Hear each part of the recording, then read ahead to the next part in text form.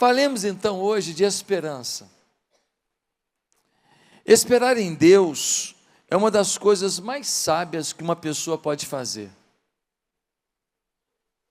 Esperar em Deus é uma atitude inteligente, é uma atitude coerente. Mas será que você sabe o que é esperar em Deus?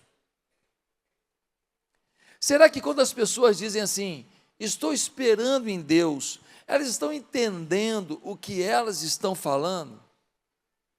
A verdade é que eu conheço muitas pessoas que estão se escondendo atrás da expressão, eu estou esperando em Deus. Não são poucas as pessoas que estão procrastinando decisões que têm que tomar, que estão adiando ações que têm que empreender, que não estão resolvendo problemas que já eram para ter sido resolvidos. E quando você pergunta para essas pessoas, elas dizem, eu estou esperando em Deus. Queridos, será que essas pessoas que estão esperando em Deus entendem que esperar em Deus é ficar prostrado, deixando Deus fazer tudo? Ou será que essas pessoas até acham que tem que fazer alguma coisa, mas acreditam que só podem fazer alguma coisa quando Deus escancarar que Ele já fez a parte dele? Sem dúvida, essa frase, estou esperando em Deus, é bonita e passa espiritualidade. E aí, meu irmão, já resolveu o problema do teu casamento? Estou esperando em Deus. A gente fica até sem graça. Ai, desculpa, que eu não tenho essa espiritualidade. Estou te pressionando. Me perdoe. Mas quantos casamentos que estão esperando em Deus? Quantas empresas que vão fechar suas portas porque estão esperando em Deus? Quantos relacionamentos entre pais e filhos rompidos porque estão esperando em Deus? Quantos ministérios que não foram iniciados porque estão esperando em Deus? Esperando entre aspas. Na verdade, estão escondidos atrás dessa frase bonita. Essa frase virou uma muleta para que as pessoas não façam o que tem que ser feito. Pastor, o que é esperar em Deus? A Bíblia responde. E tem um texto muito conhecido que responde isso com clareza. Isaías 40, versículo 31. Isaías 40, 31, nós lemos assim, creio que vai projetar aí. Isaías 40, 31 diz assim, mas os que esperam no Senhor renovarão suas forças e subirão com asas como as águias, correrão e não se cansarão, caminharão e não se fadigarão. Pastor, o texto diz, mas os que esperam no Senhor. E o senhor diz que o texto explica o que é esperar no Senhor. Não entendi, vai entender agora. O texto diz, os que esperam no Senhor renovarão suas forças, subirão com asas, correrão e não se cansarão, caminharão e não se fadigarão. 4 verbos de ação. O que o texto está dizendo é que esperar no Senhor não é uma atitude passiva. Esperar no Senhor é uma atitude ativa. Porque eu espero no Senhor, eu faço. Porque eu espero no Senhor, eu ajo. Porque eu espero no Senhor, eu vou para cima. Porque eu espero no Senhor, eu não me curvo, eu não aceito, eu enfrento. Queridos, você lembra quando Davi estava diante de Golias? E aí Davi Golias está ali. O que você está fazendo? Esperando no Senhor. Se Davi ficasse esperando no Senhor, o Golias tinha trucidado ele, acabado com ele, detonado ele, fatiado ele em picadinho, mas não, ele disse: eu espero no Senhor. E porque ele esperou no Senhor, ele foi para cima e falou: Senhor, eu só tenho essas pedrinhas aqui, sozinho eu não consigo, mas eu espero no Senhor, e eu sei que a minha pedrinha na tua mão é o pedregulho certo. Eu sei que a minha pedrada na tua mão é um tiro de canhão. Eu sei que a minha força na tua mão é a força do céu. Eu sei que a minha mira limitada na tua mão é quase que um tiro preciso feito por um radar, calculado pelos computadores. Ele é certeiro. Porque eu espero no Senhor, eu enfrento o gigante, que sozinho não dou conta. Mas porque eu espero no Senhor, eu vou vencer. Esperar no Senhor não é você esquecer de semear. Esperar no Senhor é você semear, e você, porque espera no Senhor, diz: semeei, e eu creio que essa semente vai dar muito fruto. A colheita será abundante, a colheita será incrível. As pessoas gostam de dizer que estão esperando no Senhor, mas na verdade elas estão esperando nelas mesmas. Aliás, eu acredito que quando as pessoas falam: eu estou esperando no Senhor, eu acho que o Senhor olha do céu e fala assim: eu estou esperando por você. Porque você não teve atitude nenhuma que mostra que você espera em mim. Você não teve atitude alguma que revela que a tua esperança é total, completa em mim. E aí, queridos, o texto diz algo muito legal. O texto diz assim: mas os que esperam no Senhor renovarão suas forças, subirão com asas como as águias. E aqui tem uma chave espiritual. E aí no livro Voando Alto, de Hernandes Dias Lopes, ele faz uma avaliação do que significa isso. Ele vai dizer: olha, aqueles que esperam no Senhor voam alto como águias. O que a águia tem para nos ensinar sobre esperança? É o tema do sermão de hoje. Aula de esperança com as águias. Está bonito o telão, tá? Está top, tira foto. O que a águia tem a nos ensinar para que a gente tenha uma esperança ativa, uma esperança que não é passiva, que não é contemplativa, uma esperança que nos move. O que é que a águia nos ensina? Primeiro, a águia voa alto. A águia, ela não anda no raso. Ela não anda rastejando, ela não é facilmente atingida.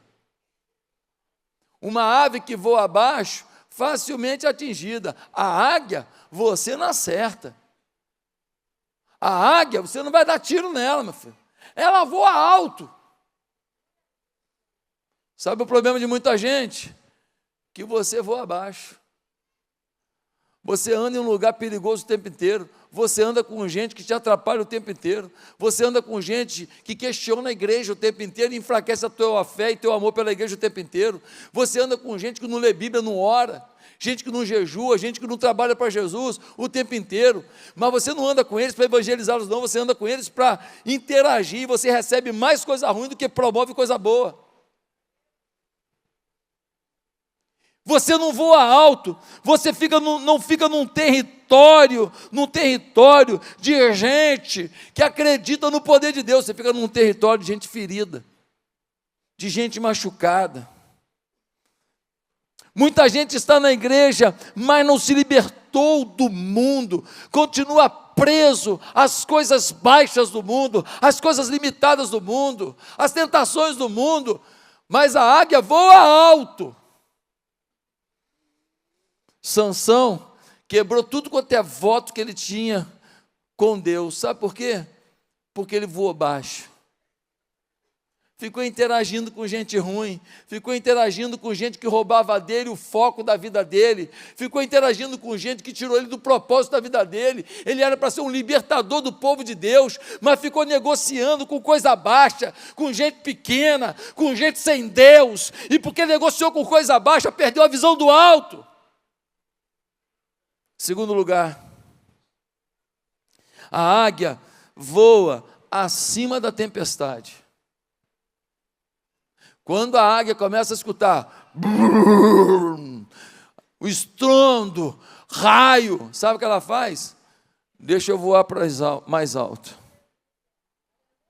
E ela começa a voar em bonança, acima da tempestade. A águia nos ensina uma lição, que muitas vezes nós não estamos indo para os braços do Pai, não estamos acreditando no poder da fé, não estamos acreditando que Deus ainda nos ouve. Sabe qual é o teu problema para o teu milagre de hoje? É que você está preso no milagre que não teve ontem. Você pediu alguma coisa a Deus e você não recebeu um sim, e por conta disso, hoje você está diante de uma situação e você fala, se Deus não me ouviu lá, também, talvez não vá me ouvir aqui. Se eu pedir para Deus e Ele não fez, então está arriscado Ele não fazer de novo. Então você cria a incredulidade, porque você só aceitava uma resposta de Deus, e você só aceitava um tempo de Deus, e quando você orou, se você orou com fé, Deus respondeu, talvez não da maneira que você queria, no tempo que você queria. E isso te gerou decepção, e você começa a ter uma incredulidade, você não ora mais, firmado no alto, acima da tempestade. A tempestade te atinge, a tempestade molha as suas asas, a tempestade te faz não conseguir voar mais e talvez começar a cair e talvez se esborrachar no chão, porque você não consegue voar acima das suas turbulências, das suas tempestades, nos braços do Senhor. Você não crê que o teu joelho no chão ativa o céu?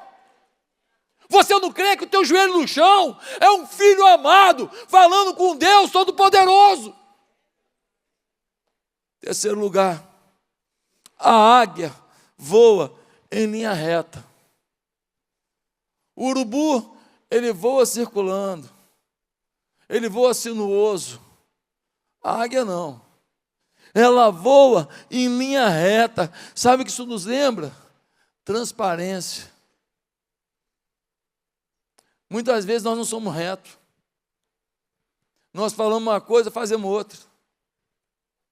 Nós não somos transparentes. Nós dizemos, olha, isso está errado, a gente faz igualzinho. A gente representa para os outros uma expectativa com Deus, uma fidelidade, um amor, mas não é isso que a gente mostra na vida. Eu estou ouvindo um monte de gente aí falando, porque o pobre, porque a mulher, porque o índio, porque o negro, não faz nada para ninguém. Nós reconhecemos que teve realmente muitas situações com o pobre, com o nordestino que chegou no Sudeste, com o negro, com o índio. Reconhecemos que muitas coisas não foram boas na história, mas a igreja não está nem aí para o passado, está aí para o presente, mudando a história das pessoas, acreditando que as pessoas valem pelo seu caráter, acreditando que as pessoas podem rever seus princípios e valores e melhorarem suas vidas.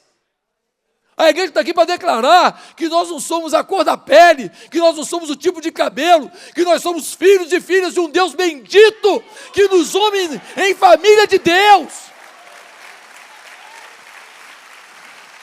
Agora um bando de gente que não faz nada para ninguém. E o que eu tenho mais raiva dos que ficam falando, porque os desfavorecidos, os pobres, Quem rouba não está preocupado com o pobre. Quem rouba, me desculpa. Tem um roubo na história? Esquece. Seu discurso é mentiroso. Você roubou o povo e vem me falar que está preocupado com o pobre. Irmãos, o que você tem feito por alguém? Você gasta, às vezes, R$400 numa pizza. Você é incapaz de dar uma cesta básica de 120.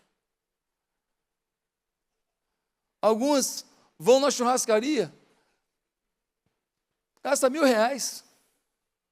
A família é incapaz de procurar saber se tem alguém desfavorecido que você possa todo mês ajudar com, olha, o arroz, o feijão, o macarrão e 2 dúzias de ovos eu coloco aí para você. Não muda em nada a sua vida, mas a gente não faz e fica falando, conversa fiada. Eu sou servo de Deus. Servo de Deus não serve o próximo, você está servindo quem? O servo de Deus serve a Deus através do seu serviço ao próximo. A águia voa em linha reta, meu filho. É transparente. Ela foca numa presa e vai na presa. Ela não fica circulando que nem urubu para lá e para cá, não. Gente, nós precisamos ter essa atitude, se ensina ou não. Você lembra de Naamã? Generalzão assírio. Olha, a roupa dele bonita, o cavalão. Todo mundo aplaudia quando ele passava, mas em casa todo mundo sabia que ele estava leproso. Por debaixo da sua vestimenta de general, tinha um homem apodrecido, fedorento, morrendo. Muitas vezes nós estamos representando um aspecto para os outros que é completamente mentiroso e estamos acreditando na nossa mentira. Pior do que o ateu é um crente sem integridade. Porque o ateu fala, eu sou ateu mesmo, não acredito em Deus não. Agora o outro fala assim, eu acredito em Deus. E ele vive uma vida que mostra descrença. Então, o evangelho fica descredenciado. O evangelho começa a ser configurado como se fosse um farisaísmo. Por quê? Porque não é essência. A igreja precisa ter integridade, como teve José, Daniel, Sadraque, Mesaque, Abednego, que decidiram não aceitar as ofertas do mundo, mas viver a retidão da fé. Tua vida é reta? Tua vida é reta. Quarto, a águia não voa em círculo, mas para frente. Ela voa em linha reta, mas não é linha reta para um lado, é linha reta para frente. Pastor, o que isso está dizendo para a gente? Isso revela no seu voo desenvolvimento, progresso, crescimento, avanço. Um cristão vai ter esperança se ele tem alvo, se ele tem objetivo definido.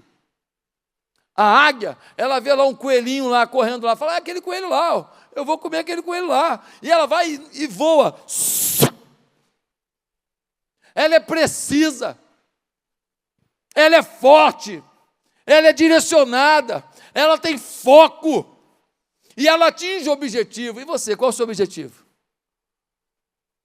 Qual é o seu objetivo no seu casamento? Está bom do jeito que está ou pode melhorar? Eu não acredito mais. Está bom. Você não acredita, o que você pode fazer para acreditar? Para você olhar para essa mulher e falar, fala tchutchuca, aleluia. Traduzir tchutchuca para eles que eu não sei como é que vai ser.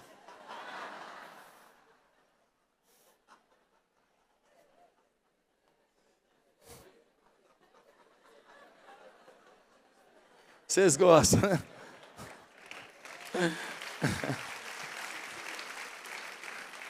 Qual é o seu alvo para a sua vida financeira, tá bom? Ou você fica reclamando, mas não tenta fazer nada para mudar?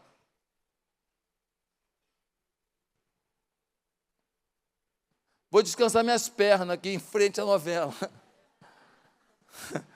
Não tem as irmãs aí que querem descansar as pernas vendo a novela? Podia estar fazendo alguma coisa que você sabe fazer gostoso, que ia vender R$500 para cá, R$500 para lá, daqui a pouco, 2, 3, 4, 5 mil reais que entra de extra na família. Muda a vida da família? O marido ganha 5, ela vai ganhar 4, 5, dobrou. Ah, pastor, o senhor fala assim, parece que é fácil. Não, não é fácil, não, é muito fácil. Não é fácil, não, é muito fácil. É mais do que fácil. Pede ajuda. Tem gente aqui que te ajuda. Pede conselho. Fala com quem já fez alguma coisa e deu certo. É muito fácil para quem tem a curiosidade de pedir ajuda com humildade, falar, me ajuda, eu quero vencer. Qual o seu alvo para a sua vida espiritual? Tá bom? Você consegue ficar sem Bíblia um dia? Ou você não consegue ficar sem Bíblia? Você não consegue ficar sem oração? Ou você passa um dia inteiro sem orar? O máximo que ora é aquilo assim, Senhor, valeu a comida. Não está tão bonita, mas obrigado, assim mesmo. Amém? Qual é o seu alvo no seu serviço para Deus? Você acha que Deus está satisfeito? Você acha que você vir para a igreja, participar de um culto é suficiente? Ou você entende que você tem que fazer alguma coisa para o reino de Deus? Porque um dia você vai prestar contas da sua vida diante de Deus. O que você faz hoje pela obra de Deus? O que você faz para essa igreja ganhar mais gente para Jesus e mudar a história do mundo? O que você faz? Ah, eu dou minha oferta. Legal, parabéns, mas não é tudo. Deus não quer contar só com o seu recurso, Deus quer contar com os seus braços, com sua voz, com suas pernas, com sua boca, com sua vida. Nós precisamos entender que o urubu, ele não voa para frente, ele fica voando em círculo. Sabe quando que o urubu voa para frente? Quando ele vê o quê? Carniça. Tem gente na igreja que é que nem urubu. Fica aí, ó, na mesma vidinha, não tem foco. Mas quando vê alguém que passou uma dificuldade, quando vê uma família com um problema, quando vê alguém passando uma vergonha, adora saber os detalhes. Voa para lá rapidinho. Vibra com as perdas dos outros. Vibra com o fracasso dos outros. Vibra com os problemas familiares dos outros. Vibra, é urubu. Procura coisa fedida. Procura coisa fedorenta. Adora proclamar. Ei, gente, estou circulando, aqui tem fedor, hein? Aqui tem coisa morta. Tem muito crente assim. Quando vê alguém prosperando, o que ele fala? Só pode estar roubando. Quando ele vê alguém avançando na igreja, aí, ó, nem tem vida, mas aí, pastor é fogo, né? Dá oportunidade, pastor. Não deve saber, né? Ou então ele sabe e está sendo negligente. A gente sempre está criticando, menosprezando, diminuindo o que o outro vive, porque a gente não tem a dignidade de voar reto, de ter alvos, de ter objetivos e falar, Deus, é isso que o Senhor tem para a minha vida, então eu vou voar em direção àquilo que o Senhor quer para mim. Mas a águia, ela voa na dependência do vento. A águia voa na dependência do vento. Os estudos mostraram que a asa da águia era muito maior que o seu corpo. E isso era necessário para a águia, porque ela voa muito alto. Se ela fosse um beija-flor, com aquele voo, e fosse voar tão alto, ela ficaria cansada. Ela não conseguiria voar para tão alto. E não conseguiria ficar por muito tempo voando. Então a águia, ela voa, e quando ela chega em determinada altura, os ventos são fortes, ela então prepara suas asas, e ela deixa que o vento a leve para mais alto. E ela vai planando, e ela vai subindo, e ela vai dando seus voos e direções com o apoio do vento. O que isso nos ensina? O que Isaías está falando? Você quer ter esperança? Você tem que voar no vento do Espírito. Você tem que saber o que o Espírito Santo espera da sua vida. Você tem que ter intimidade com Ele e acreditar que quando você pega a Bíblia, você fala, Deus, fala comigo. O Senhor pode falar alguma coisa comigo aqui? E você abre a Bíblia e você começa a ler. Você pode abrir em qualquer parte da Bíblia. Deus vai revelar. Deus não precisa do versículo tal, capítulo tal para falar contigo. Ele fala onde Ele quiser, a palavra é dEle. Ele acende o texto que Ele quer e inflama a tua alma. Mas você perdeu a expectativa de ouvir a voz de Deus. Você lê Bíblia para dizer que lê um capítulo. Você lê Bíblia para cumprir uma tabela que você está marcando todo dia a leitura diária. Você não lê mais a Bíblia na expectativa de que o vento do Espírito vai soprar. Deus vai te mover, Deus vai te mostrar. João 3,8 diz, o vento assopra onde quer, e ouves a sua voz, mas não sabes de onde vem, nem para onde vai. Assim é todo aquele que é nascido do Espírito. Irmãos, a nossa vitória não está na nossa força. Tem situações na sua vida que você não tem como reverter. Mas o vento do Espírito move. O vento do Espírito pode levantar você de qualquer situação. O vento do Espírito pode te honrar aonde você passou a maior desonra. O vento do Espírito pode fazer com que você tenha perdão da pessoa que você mais decepcionou. O vento do Espírito traz a sua filha que se casou com aquele moço prostituído, bandido, traficante, uma vida errada. O Senhor vai lá e salva aquele moço, ele se torna o maior evangelista da boca de fumo. Se o vento do Espírito soprar, querido, não há limite para o que ele possa fazer. Agora o problema é que muitas vezes nós estamos nos influenciando pelo vento do Espírito, não, pelo vento dos outros. Como assim, pastor? É gente que quer guru gospel. Não, porque a irmã tal, a irmã da intercessão. Ah, porque o apóstolo tal, ele tomou um banho de óleo lá no Monte Gerizim. Veio cheio de unção. E a gente começa agora a fazer misticismo na fé. E a gente começa agora a depender do vento dos outros. Deixa eu te falar uma coisa.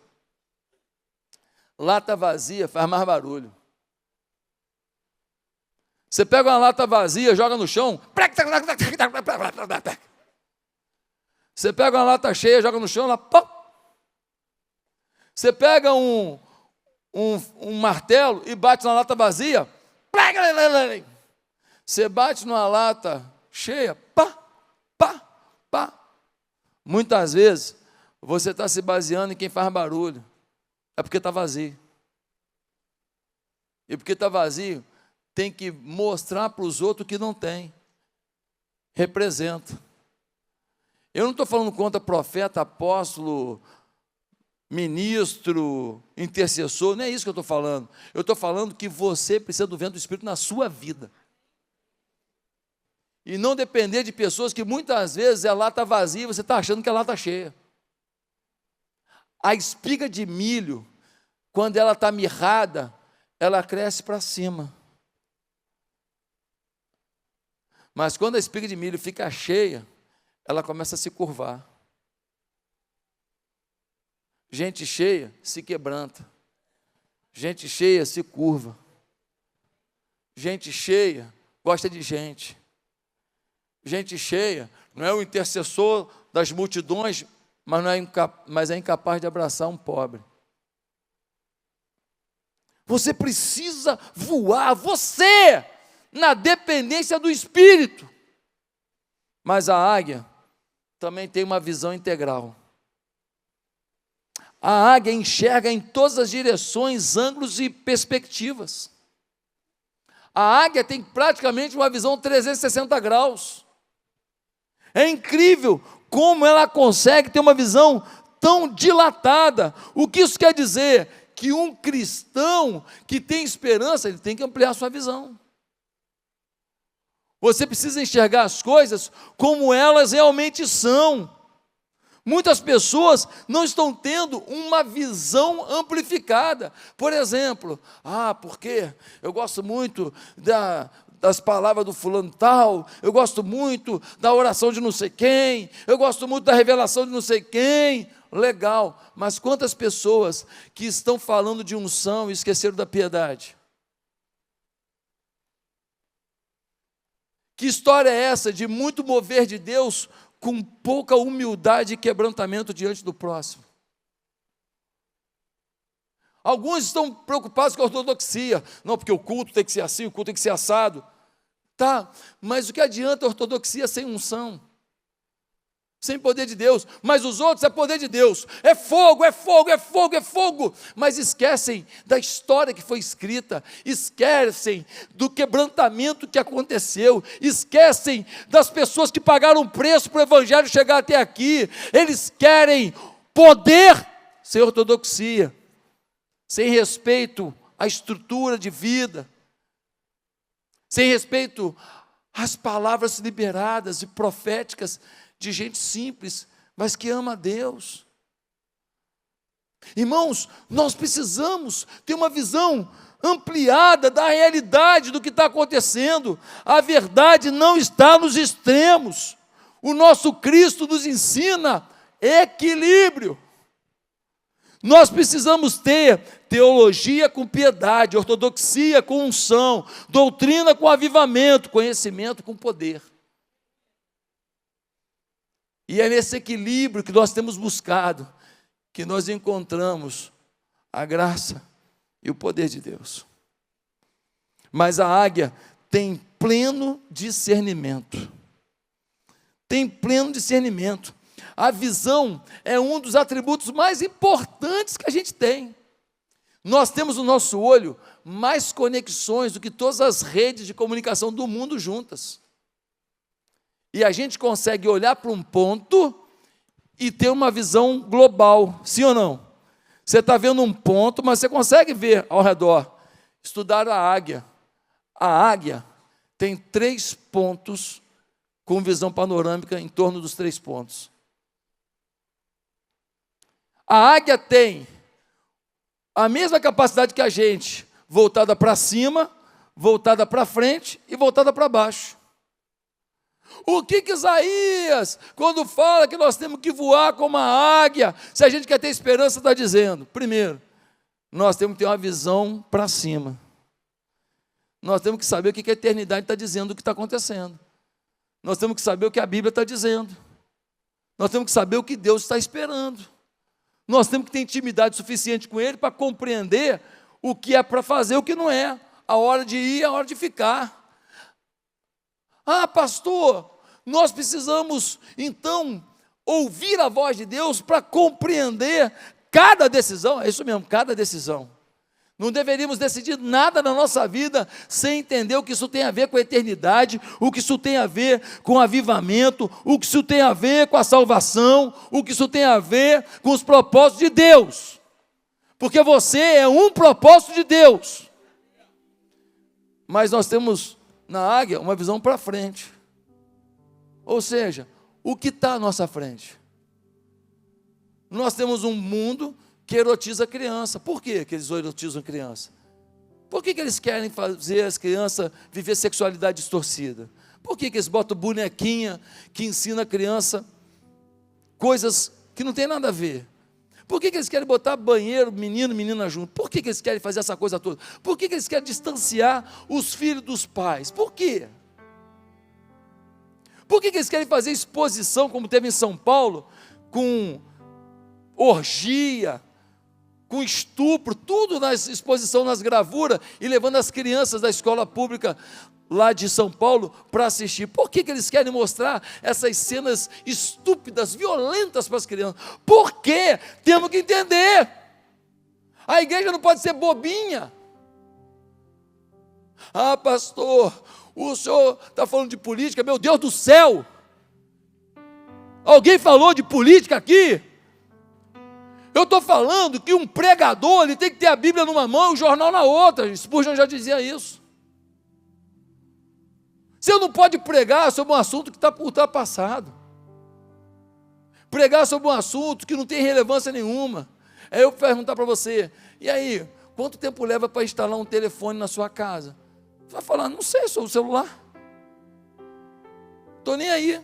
Pode levar 10 anos, estou nem aí, não quero.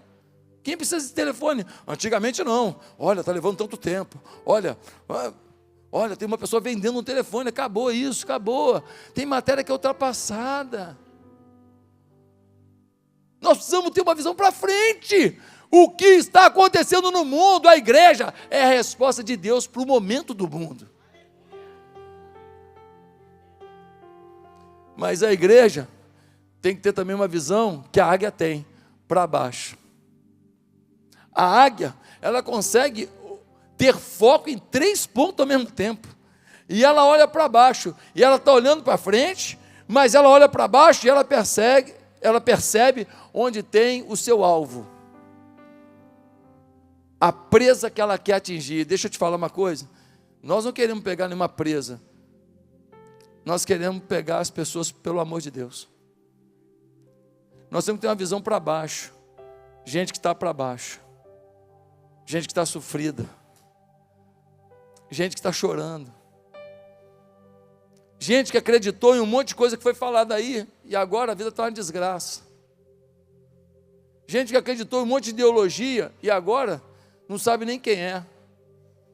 Um dia desse, o pastor Peragini contou aqui de uma pessoa que fez uma cirurgia, mudança de sexo, e agora ela está insatisfeita com o que ela se tornou também. E agora ela quer saber como é que ela pode reverter. Porque o problema não era no sexo, era na alma. A cirurgia não cura a alma, pô. Mas quem falou para ela que o problema era na alma? Ninguém. Ninguém falou. Então ela agora está desfigurada. Cortou o seu corpo, mutilou o seu corpo. E agora a igreja de Jesus tem que estar lá. E a igreja lá de Curitiba está vendo como é que pode fazer para bancar uma cirurgia, para a pessoa voltar ao que ela era, porque ela quer ser outra coisa de novo. Nós precisamos amar as pessoas de verdade. Ah, pastor, eu vi um videozinho do garotinho negro lá na África, e ele foi pegar comida, era uma papa, acho que é de milho, né, pastor? Não tem sal, não tem açúcar, não tem nada. É uma papa com água. Eles moem o milho, joga com água, faz aquela papa, e o menino pegou aquilo, botou no pratinho dele e saiu todo feliz, né, pastor? Como se fosse a melhor refeição da vida. Tá, e aí? Eu chorei. Chorou? E aí? Não, que eu chorei. Tá, chorou. Tá, dane-se o teu choro. O que tu vai fazer para mudar isso? Tua lágrima escorre e vai embora, mas tua atitude fica e muda uma vida. Está na hora de olhar para baixo, olhar para quem precisa, olhar para as famílias destruídas, e não é só o pobre não, tá? É um monte de gente, às vezes num palácio, dentro de um quarto, sem vontade de ver a luz do sol, porque a desesperança bateu lá, e também precisa de Jesus, precisa do nosso amor. Quem está disposto a olhar para os que estão embaixo? Mas a águia não aceita ser cativa. Você já viu águia dentro de uma jaulazinha? Ela morre. Águia precisa de liberdade. Águia precisa de um espaço para dar um voo. Águia precisa abrir as asas. Não pode ficar circunscrita num lugar pequeno. Águia não é a galinha, amigo. Águia não aceita, morre, se tirarem dela a liberdade. Ei, eu quero para o meu país liberdade.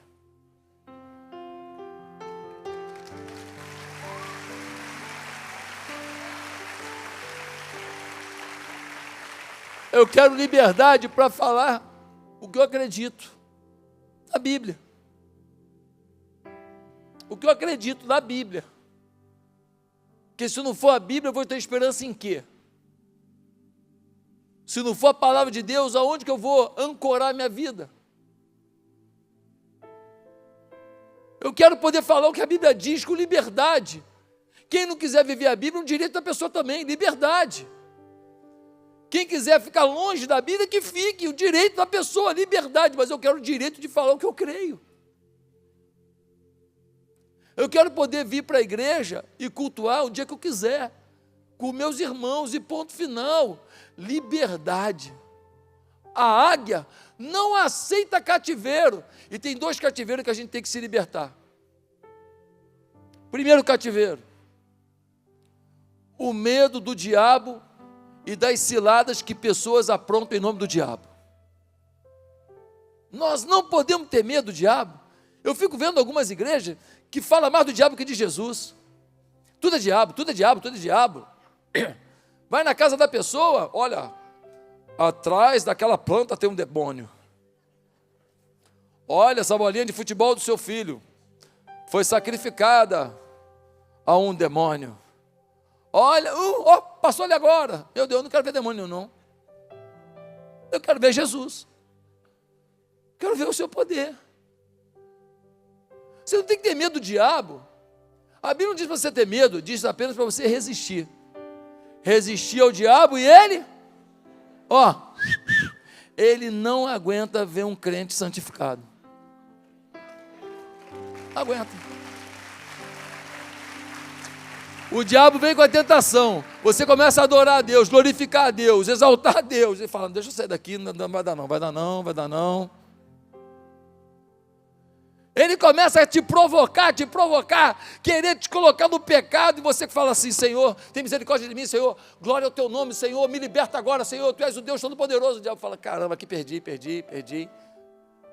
Resistir ao diabo, ele fugirá de vós. Você não tem que ter medo do diabo. O diabo não vai dominar a tua vida. Segundo, você não pode ser cativo nem do diabo, nem do medo do diabo e nem do pecado. Sabe por quê? Porque o pecado, ele se apresenta de forma prazerosa. O pecado é aquela bola doce de mel. E você começa a lamber. Nossa, que delícia. Delícia. Delícia. No meio dessa bola de mel, tem uma caveira. Tem morte. Todo pecado mata alguma coisa da tua vida. Mata a tua alegria em Deus. Mata teu casamento. Mata a tua humildade. Mata a tua capacidade de perdoar. Mata a tua fé. Mata o teu ministério. Mas na hora é gostoso, você dá uma lambida, porque se não fosse gostoso, ninguém pecava. Você não pode ser cativo do pecado. Pastor, mas eu não consigo me libertar, esse é meu fraco. Esse papo de esse é meu fraco é muleta. Não existe esse é o meu fraco, existe um Deus Todo-Poderoso que cura, que transforma, que liberta.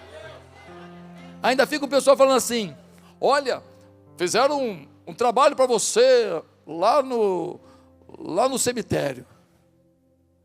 Ah, fizeram o trabalho? Foi. Você durante 6 meses, uma vez por mês, você precisa fazer uma oração no monte e entregar uma oferta e acender uma fogueira. Ô gente, Deus não precisa apagar maldição, a prestação não, é. Ô gente, o nosso Deus transforma a vista. Ele tem saldo na conta para pagar a vista. Discipulado é constância. Vamos orar junto? É constância. Apoio espiritual é constância. Agora, libertação, você não precisa fazer a prestação não. Você faz a libertação em nome de Jesus. Depois você vai fazer o quê? Discipulado, para a pessoa manter a fé, manter o coração. Nós precisamos largar de ser menino na fé. Nós ficamos aí tentando, eu ainda não venci, porque ainda não chegou na 6ª semana. Eu vou pecar porque é a 5ª semana, vai que na 6ª eu não vou conseguir mais pecar, deixa eu aproveitar essa semana ainda. Mas tem mais uma coisa que me chama a atenção na águia, e este livro do Hernandes é muito claro sobre isso. A águia é fiel. Tudo quanto é ave, mistura um macho com várias fêmeas, a fêmea mistura com outros machos, a águia não. Águia macho, essa é minha esposa. Ele tem uma companheira. Fidelidade. Como ter esperança se você não sabe o que é fidelidade conjugal? Uma das coisas que mais magoa um filho é a infidelidade. Se eu te contar a quantidade de filho que chorou no meu gabinete, dizendo, meu pai traiu minha mãe, ou então minha mãe traiu meu pai. Nossa, como dói. Como dói em quem é traído, como dói nos filhos. E essa dor é uma dor tão profunda que a gente precisa saber que Deus cura. Cura, claro que cura. Mas a gente tem que eliminar da nossa vida. E como que a gente elimina a possibilidade do adultério? Não adulterando, não, Pedro Bó. Quem lembra do Pedro Bó? Quem lembra do Pedro Bó? Ninguém quer, né? Mais de 60 anos, vai. Mais de 50. Sabe como a gente elimina o adultério? Eliminando as áreas de risco. Passando longe. Passando longe. Porque quem passa perto pode escorregar. A gente tem que passar longe. Pastor, mas eu sou um homem de Deus, um homem fiel a Deus. Sim, eu sou um homem de Deus, fiel a Deus. Ah, então o senhor não está acima de... Não, eu não, nem sei se eu estou acima ou não estou, porque eu não passo perto. É ruim, é inegociável isso. Só morre afogado quem sabe nadar, meu amigo. Quem não sabe nadar não vai para o fundo. Você precisa buscar fidelidade, mas não é só conjugal não, é fidelidade à igreja. Eu estou chateado com o pastor falou um negócio lá, eu não gostei. Quantos anos aqui na igreja? 10 anos. Foi bênção na tua vida em algum momento? Foi, pastor, até essa eleição. Aí agora eu falo uma coisa que tu não gostou. Não estou mais valendo nada para você? Me desculpa, você é muito criança. Você precisa entender que a nossa relação é espiritual. Não é de momento não. É selada pelo céu.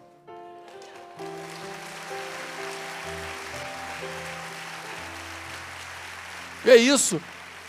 Já imaginou se cada vez que uma ovelha me decepcionasse, falar, não, você, ó, já era, opa, eu estava sozinho, pô. A nossa relação é espiritual. Nem você desiste de mim, nem eu de você.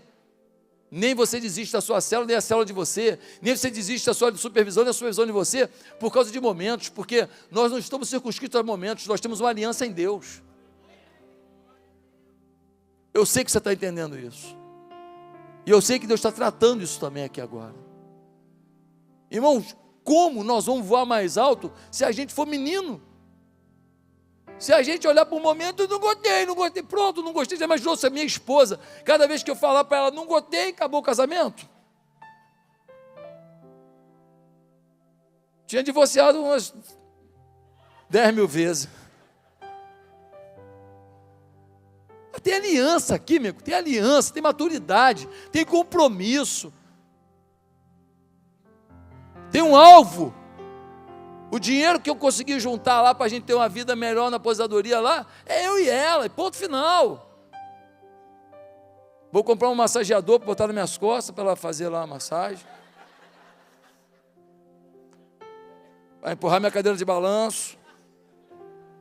Que isso é aliança, não pode ser circunscrito. Quem está entendendo? Hoje Deus está revelando aqui, quem está entendendo? Deus está tratando muita coisa hoje aqui, sim ou não? Nós somos um time, nós somos uma família. Nós não podemos ser mimizento. Nós somos uma família vitoriosa. Deus tem derramado a sua glória nesse lugar. Ah, pastor, mas eu não concordei. Não concordou, mas respeita, espera. Porque a confiança na sua liderança precisa ser maior do que a sua chateação de momento. A não ser que o meu caráter fosse questionado.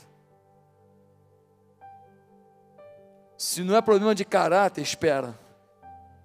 Porque talvez o que eu estou falando que para você é mais dolorido, talvez seja a única verdade que você ainda não quis ouvir. Em último lugar, A águia, ela busca o quebrantamento e a renovação. A águia, quando ela está ficando velha, as asas estão velhas, as penas estão velhas, as garras estão velhas, o bico está velho. O que ela faz? Ela vai para um penhasco bem alto, e quando chega lá, ela vai com o seu bico tirando pena por pena, e sangra, e dói. Depois ela pega o seu bico e bate na rocha, e o seu bico explode e sangra, e ela quebra aquele bico velho. Depois ela bate com as suas garras na rocha, e ela quebra as garras, e elas caem, e ela sangra. Mas depois de um tempo ali, sabe o que acontece? Penas novas começam a surgir, um bico novo começa a surgir, garras novas começam a surgir. O quebrantamento dela, a dor dela, a solitude dela naquele penhasco, lhe permite ir aos pouquinhos, revigorando as suas forças. E finalmente, ela está preparada para voos altos novamente. Finalmente, ela pode voar e ir em direção aos seus objetivos. Gente, se nós queremos esperança no Senhor, não é uma esperança passiva, é uma esperança ativa. Porque esperamos, fazemos. Porque esperamos, vamos para frente. Porque esperamos, não paramos. Porque esperamos, voamos alto. Porque esperamos, voamos acima das tempestades. Porque esperamos, temos a nossa visão alargada. Porque esperamos, somos conscientes do nosso potencial, temos foco, temos objetivos. Porque esperamos, a gente é fiel, é leal, e não é bobinho de ficar brigadinho por causa de momento, não. Porque esperamos, a nossa aliança com a nossa igreja, com nossos irmãos, com a nossa fé, fique inabalável. E Deus manda a nossa conquista. Voe com as águias. Lá é o teu lugar. E aí, você foi abençoado por esse vídeo? Pois é, quem procura acha, diz a palavra de Deus. E nós temos muitos outros conteúdos no meu canal que podem abençoar a sua vida. Talvez você vai estar lavando uma louça e ouvindo, talvez vai estar dirigindo o seu carro e ouvindo. Quem sabe vai parar com sua família para vocês terem um momento de ouvir e depois de compartilhar o conteúdo de uma mensagem que Deus me deu. Eu queria tanto participar mais da sua vida. Se inscreva no meu canal agora, acompanhe os outros vídeos, se inscreva para receber o Bom Dia com Oração, que é uma meditação diária que eu faço. Dessa maneira, sem sombra de dúvida, você terá muito mais recursos para a sua vitória. Meu papel? Somar com isso. Que Deus me dê essa oportunidade. Você pode me dar também essa oportunidade? Que Deus nos abençoe juntos. Fique com Deus.